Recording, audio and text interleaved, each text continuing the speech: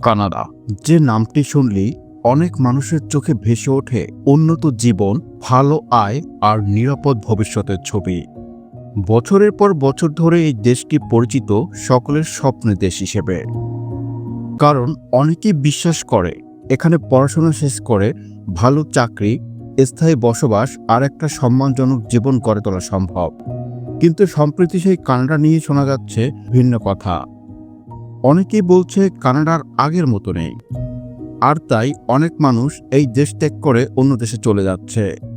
Travel ভাইবসের আজকের পর্বে আমরা ভ্রমণ করব কানাডা এবং জানার চেষ্টা করব কানাডা কেমন দেশ, কতটা উন্নত, কতটা ধনী, বেতন, জীবনযাত্রা, ভিসার সুযোগ কেমন, দর্শনীয় স্থান কি কি, আর সবচেয়ে গুরুত্বপূর্ণ প্রশ্ন, বর্তমানে কানাডার অবস্থা খারাপ কেন মানুষ কানাডা ছাড়তে চাচ্ছে এই সম্পর্কে।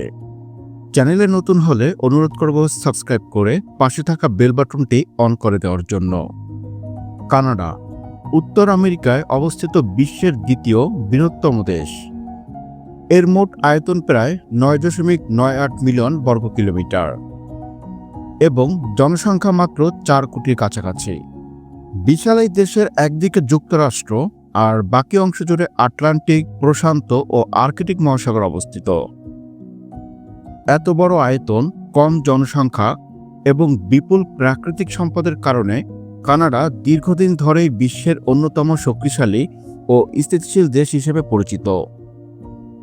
এখানকার শহরগুলো পরিষ্কার পরিচ্ছন্ন, পরিবেশ নিরাপদ এবং জীবনযাত্রার মান তুলনামূলকভাবে খুবই উন্নত। অর্থনৈতিক দিক থেকে কানাডা একটি উচ্চ আয়ের দেশ। এখানে সাধারণ কাজ করলেও একজন মানুষ মাসে গড়ে 2,500 থেকে 3,500 কানাডিয়ান ডলার আয় করতে পারে। আর যারা আইটি, ইঞ্জিনিয়ারিং বা হেলথ কেয়ার স্কিল পেশায় জড়িত, তাদের আয় 4 থেকে 7,000 ডলারের বেশি।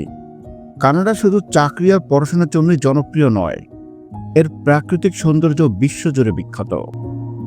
Niagara Falls, Rocky Mountain, Banff ও জেসপার ন্যাশনাল পার্ক আর টরন্টোর মতো আধুনিক শহর, সব মিলিয়ে কানাডা প্রকৃতিপ্রেমী ও ভ্রমণ পিপাসুদের জন্য একটি স্বর্গ। শীতকালে বরফে ঢাকা পাহাড়, গ্রীষ্মে সবুজ লেক আর কিছু অঞ্চলের নর্দার্ন লাইটস দেখার সুযোগ কানাডাকে বিশ্বের অন্যতম সেরা ট্রাভেল ডেস্টিনেশনে পরিণত করেছে। কানাডার মানুষ সাধারণত ভদ্র, শান্ত এবং বন্ধুসুলভ। এটি একটি মাল্টিকালচারাল দেশ, যেখানে বিশ্বের প্রায় সব জাতি ও সংস্কৃতির মানুষ একসাথে বসবাস করে। কানাডার মোট জনসংখ্যায় প্রায় 53% খ্রিস্টান, 35% নাস্তিক, 5% মুসলিম জনগোষ্ঠী আর প্রায় 2.3% হিন্দু ও শিখ সম্প্রদায় বসবাস করে। এছাড়া এখানে বৌদ্ধ প্রায় 1% এবং ইহুদি রয়েছে 1%-এর কাছাকাছি। কানাডার গ্রামগুলো দেখতে খুবই সুন্দর ও পরিপাটি। এখানে বেশিরভাগ বাড়ি একতলা, যেগুলো কাঠ বা ইটের তৈরি। প্রায় প্রতিটি বাড়ির সামনে বড় উঠান থাকে, সাথে থাকে নিজস্ব গ্যারেজ। চারপাশ পরিষ্কার, কোথাও ময়লা বা জঞ্জাল চোখে পড়ে না। এই গ্রামগুলোর জীবিকা মূলত কৃষিকাজ ও খামার ভিত্তিক। এখানে আছে বিশাল বিশাল ফার্ম, পাশাপাশি গম, ভুট্টা ও ক্যানোলা চাষ করা হয়। খাবারের দিক থেকে কানাডা খুবই বৈচিত্র্যময়। পুটিন, স্টেক, বার্গার সহ পশ্চিমা খাবারের পাশাপাশি এখানে ভারতীয়, চাইনিজ, মধ্যপ্রাচ্য সহ নানা দেশের খাবার খুবই জনপ্রিয়। ইমিগ্রেশনের দিক থেকে কানাডা দীর্ঘদিন ধরেই খুবই জনপ্রিয়। এখানে student visa, work permit, permanent residence, family sponsorship সহ বিভিন্ন ধরনের ভিসার সুযোগ রয়েছে। বিশেষ করে আন্তর্জাতিক শিক্ষার্থীদের জন্য কানাডা ছিল প্রথম পছন্দ। পড়াশোনার পাশাপাশি কাজের সুযোগ আর পড়াশোনা শেষে স্থায়ীভাবে থেকে যাওয়ার সম্ভাবনা, এই বিষয়গুলি কানাডাকে আলাদা করে তুলেছিল।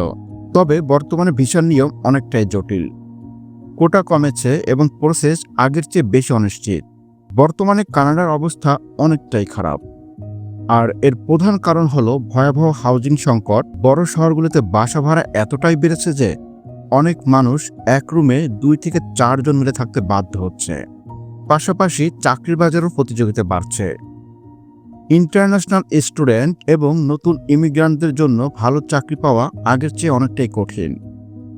এর সঙ্গে যুক্ত হয়েছে ইনফ্লেশন, যার ফলে খাবার থেকে শুরু করে দৈনন্দিন প্রয়োজনীয় সবকিছুর দামই বেড়ে যাচ্ছে। এসব সমস্যার কারণেই বর্তমানে অনেক মানুষ কানাডা ছেড়ে অন্য দেশে চলে যাওয়ার কথা ভাবছে। কেউ ইউরোপ যাচ্ছে, কেউ অস্ট্রেলিয়া, কেউ আবার মধ্যপ্রাচ্যে কাজের জন্য পাড়ি জমাচ্ছে। এমনকি কেউ কেউ নিজের দেশেও ফিরে যাচ্ছে।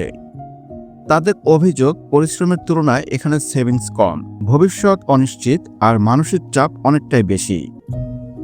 তবে এটাও সত্যি যে যাদের ভালো স্কিল, অভিজ্ঞতা এবং ধৈর্য আছে তাদের জন্য কানাডা এখনও একটি সুযোগের দেশ। সবশেষে বলা যায় কানাডা এখনও উন্নত ও সুযোগ সমৃদ্ধ একটি দেশ, কিন্তু আগের মতো সহজ নয়।